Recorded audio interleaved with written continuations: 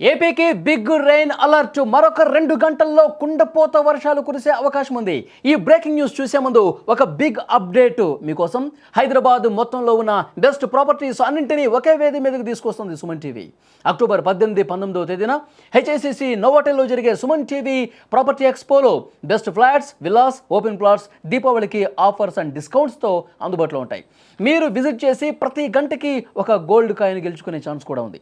ఫ్యామిలీతో రండి, మీ డ్రీమ్ ప్రాపర్టీని సొంతం చేసుకోండి. ఇప్పుడు అసలు బ్రేకింగ్ న్యూస్ చూద్దాం.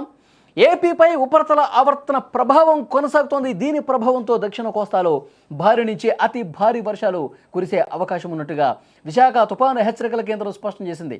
దీంట్లో భాగంగా ఏలూరు, కృష్ణా, ఎన్టీఆర్, అలాగే గుంటూరు, పల్నాడు జిల్లాలకు ఆరెంజ్ అలర్ట్ జారీ చేశారు.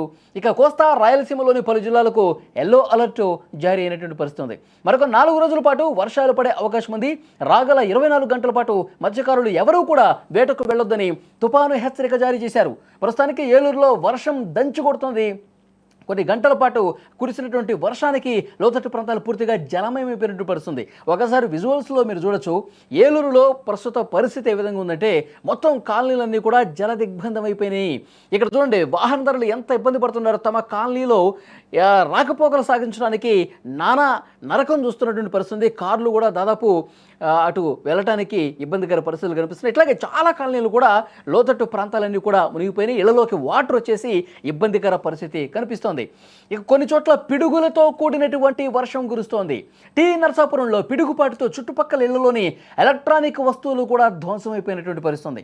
ఇక భీమవరం, ఆచంట, ఆకివీడు మండలాల్లో భారీ వర్షం కురుస్తోంది. ఇంకొక 3-4 రోజుల పాటు భారీ వర్షాలు కురిసే అవకాశం ఉంది. ముఖ్యంగా దక్షిణ కోస్తాంధ్రలో ఈ ఉపరితల ఆవర్తన ప్రభావంతో వర్షాలు కురిసే అవకాశం ఉందని చెప్తున్నారు. ఉరుములు, మెరుపులతో కూడినటువంటి వర్షాలు, పిడుగులు పడే అవకాశం కూడా ఉందని చెప్తున్నారు. వాతావరణ శాఖ చాలా స్పష్టంగా మత్స్యకారులకు కూడా ఒక హెచ్చరిక జారీ చేసినటువంటి పరిస్థితి. ఎవరు కూడా సముద్రంలో వేటకు వెళ్ళొద్దు, 3 రోజుల పాటు అప్రమత్తంగా ఉండండి, జాగ్రత్తగా ఉండండి అని చెప్తున్నారు.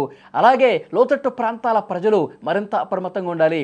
ముఖ్యంగా దక్షిణ కోస్తా అంటే కృష్ణా, గుంటూరు, ఉభయ గోదావరి జిల్లాలు, ప్రకాశం, నెల్లూరు ఈ ప్రాంతాల్లో, తీర ప్రాంతాల్లో ఉన్నటువంటి ప్రజలు మరింత జాగ్రత్తగా ఉండాల్సినటువంటి అవసరం ఉందని వాతావరణ నిపుణులు చాలా స్పష్టంగా హెచ్చరించినటువంటి పరిస్థితి. ఒక్కసారి విజువల్స్లో మీరు చూస్తే ఏలూరుతో పాటు ఆకివీడు, గోదావరిలో కొన్ని ప్రాంతాలు, సో ఇవన్నీ కూడా లోతట్టు కాలనీలు జల దిగ్బంధంలో చిక్కున్న పరిస్థితి. అక్కడి పరిస్థితిని అధికార యంత్రాంగం ఎప్పటికప్పుడు సమీక్షిస్తూ ఉన్నారు. అధికారులు అక్కడ ఏమైనా అదనంగా చర్యలు తీసుకోవాలని కూడా చూస్తూ ఉన్నటువంటి పరిస్థితి.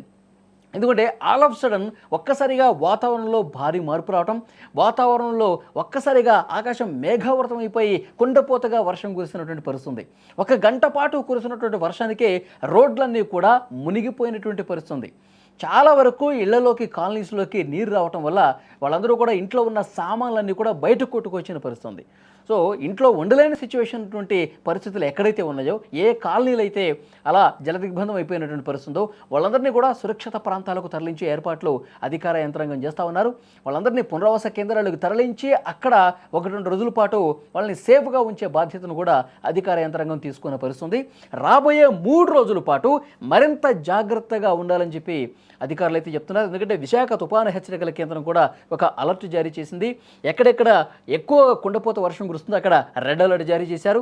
అలాగే ఏలూరుతో పాటు ఇంకొన్ని ప్రాంతాల్లో ఆరెంజ్ అలర్ట్ జారీ చేశారు. అంటే ఒక మోస్తరు నుంచి భారీ వర్షాలు కురిసే అవకాశం ఉంది.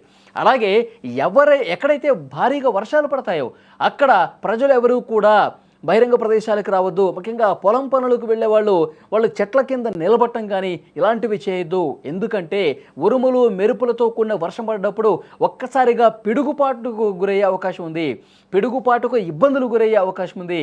పిడుగులు చాలా బలంగా చాలా ప్రాంతాల్లో పడే అవకాశం ఉంది. కాబట్టి సో దానికి తగ్గట్టుగా జాగ్రత్తలు తీసుకోండి. వర్షం పడేటప్పుడు చెట్ల కింద కానీ ఇంకెక్కడా కూడా కరెంటు పోల్స్ ఉన్నటువంటి ప్రదేశాల్లో కానీ నిలబడవద్దని చెప్పి అధికారులు చెప్తా ఉన్నటువంటి పరిస్థితి. మరొక 3 రోజుల పాటు కృష్ణా, గుంటూరు, ప్రకాశం, నెల్లూరు, ఎన్టీఆర్ జిల్లాలు, సో ఈ ప్రాంతాల ప్రజలు కొంత జాగ్రత్తలు తీసుకోవాల్సినటువంటి అవసరం ఉందని చెప్పి అధికారులు చెప్తున్నటువంటి పరిస్థితి.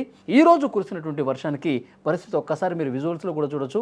చాలా ప్రాంతాల్లో నీరు నిలిచిపోయింది, ఎక్కడ కూడా బయటకు వెళ్ళని పరిస్థితి.